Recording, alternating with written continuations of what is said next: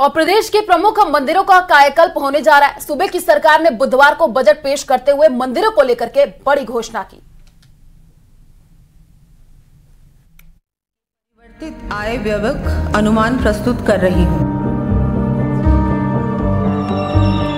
राजस्थान की भूमि अपने मंदिरों एवं आस्था स्थलों के लिए संपूर्ण देश से आने वाले श्रद्धालुओं के लिए एक अलग ही आकर्षण रखती है।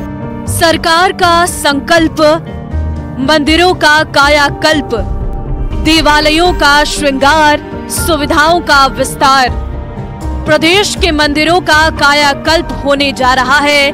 इसके लिए सूबे की सरकार ने खजाना खोलने का ऐलान किया है। बुधवार को पेश किए गए बजट में उप मुख्यमंत्री और वित्त मंत्री दिया कुमारी ने मंदिरों के सौंदर्यीकरण को लेकर कई बड़ी घोषणाएं की है। वित्त मंत्री दिया कुमारी ने बजट भाषण के दौरान बताया कि प्रदेश के 20 प्रमुख मंदिरों का कायाकल्प किया जाएगा, जिसमें करोड़ों रुपए की राशि खर्च की जाएगी। अयोध्या और काशी की तर्ज पर होगा खाटू श्याम मंदिर का विकास। भजनलाल सरकार ने आवंटित किए 100 करोड़ रुपए। राजस्थान की भूमि अपने मंदिरों एवं आस्था स्थलों के लिए संपूर्ण देश से आने वाले श्रद्धालुओं के लिए एक अलग ही आकर्षण रखती है। हमारी केंद्र सरकार ने माननीय प्रधानमंत्री जी के नेतृत्व में अयोध्या एवं काशी विश्वनाथ को श्रद्धालुओं की आस्था के अनुरूप भव्य बनाकर देश में एक नए उत्साह का संचार किया है। इसी तर्ज पर खाटू श्याम जी को भव्यता प्रदान करने के लिए 100 करोड़ रुपए राशि का प्रावधान कर कार्य करवाए जाने की घोषणा करती हूँ। त्योहारों के लिए विशेष साज सज्जा का प्रावधान। दिया कुमारी ने त्योहारों को लेकर भी बड़े ऐलान किए। इसमें होली, दीपावली, शिवरात्रि, रामनवमी जैसे त्योहार शामिल हैं।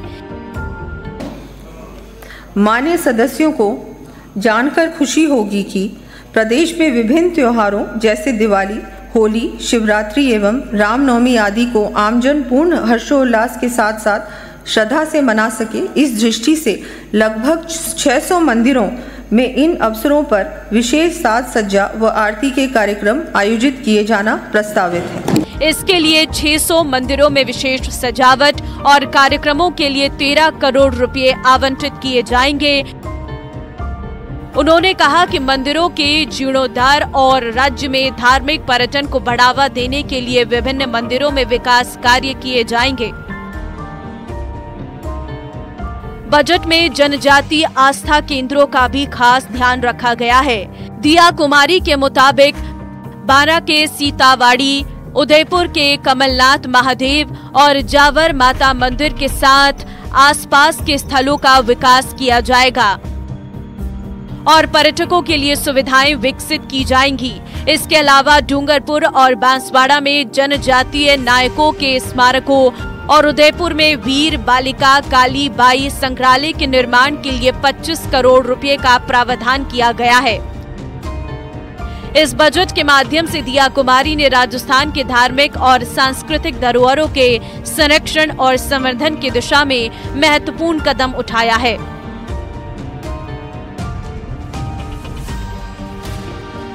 मंदिरों के सौंदर्यीकरण और धार्मिक पर्यटन को बढ़ावा देने के इन प्रयासों से राज्य में धार्मिक पर्यटन को नई ऊंचाइयां मिलेंगी और स्थानीय समुदायों को आर्थिक लाभ प्राप्त होगा। Bureau report, news 18 Rajasthan. करीब 5 लाख करोड़ के राजस्थान सरकार के बजट में 27,000 करोड़ रुपए स्वास्थ्य पर खर्च करने का ऐलान किया गया है। आपको बता दें कि कुल बजट का 8.26% होगा। देखिए रिपोर्ट।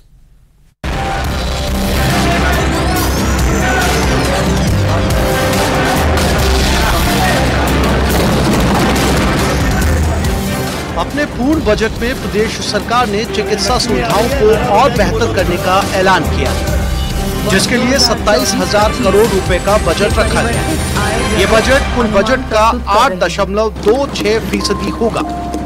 देश में चिकित्सा सुविधाओं का और अधिक विस्तार करने के लिए इस वित्तीय वर्ष के बजट में 27,660 करोड़ रुपए का प्रावधान अर्थात पूरे बजट का 8.26% भाग चिकित्सा एवं स्वास्थ्य क्षेत्र के लिए प्रावधानित है।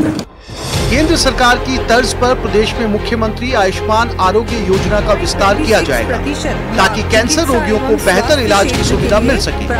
अब आईपीडी के साथ डे केयर सुविधा पैकेज भी जोड़े गए। हमारी केंद्र की सरकार ने आयुष्मान भारत योजना लागू कर देश में आमजन को बेहतर चिकित्सा सुविधाएं उपलब्ध कराने की दिशा में क्रांतिकारी पहल की थी। इसी क्रम में माननीय मुख्यमंत्री जी के नेतृत्व में प्रदेश में मुख्यमंत्री आयुष्मान आरोग्य योजना मां योजना लागू कर कैंसर जैसी गंभीर बीमारियों से ग्रसित रोगियों को और अधिक चिकित्सा सुविधा उपलब्ध कराते हुए आईपीडी के साथ साथ डे केयर पैकेजेस जोड़ने की व्यवस्था की गई है।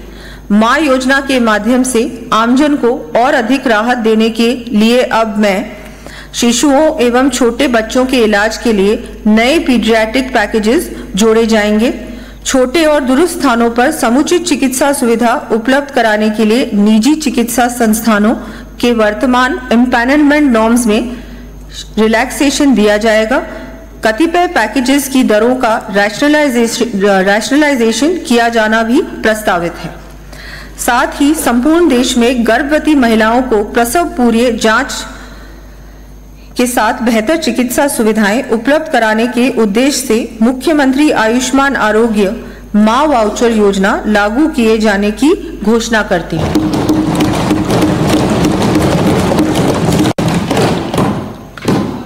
प्रदेश के दूरस्थ क्षेत्रों में भी आमजन को गुणवत्तापूर्ण चिकित्सा सुविधा प्राप्त हो सके, इसके लिए प्रत्येक विधानसभा क्षेत्र में एक आयुष्मान मॉडल सीएचसी स्थापित किए जाने की मैं घोषणा करती हूँ।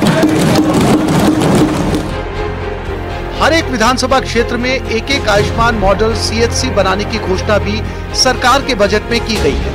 1500 डॉक्टर और 4000 नर्सिंग कर्मियों के नए पद सृजित करने का भी ऐलान किया गया है। पीएचसी स्तर पर ई हेल्थ रिकॉर्ड बनने का दावा भी किया गया है। सीएचसी में मोर्चरी का निर्माण भी प्रस्तावित है।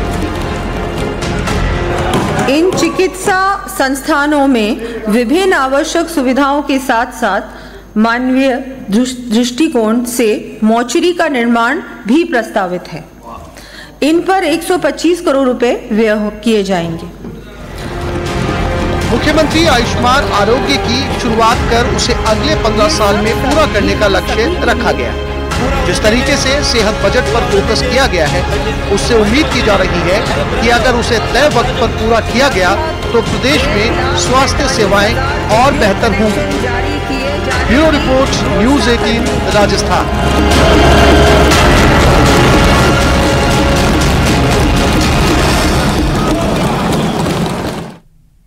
और इंडिया गठबंधन को लेकर के आरएलपी सुप्रीमो और सांसद हनुमान बेनीवाल ने कहा कि इंडिया गठबंधन के साथ हूं। कल इंडिया अलायंस के सांसदों का सम्मान समारोह रखा गया था, लेकिन किसी कारणों से उसमें शामिल नहीं हो पाया है। खुद उन्होंने बात बताई है, कहा कि इंडिया गठबंधन दिल्ली का गठबंधन है।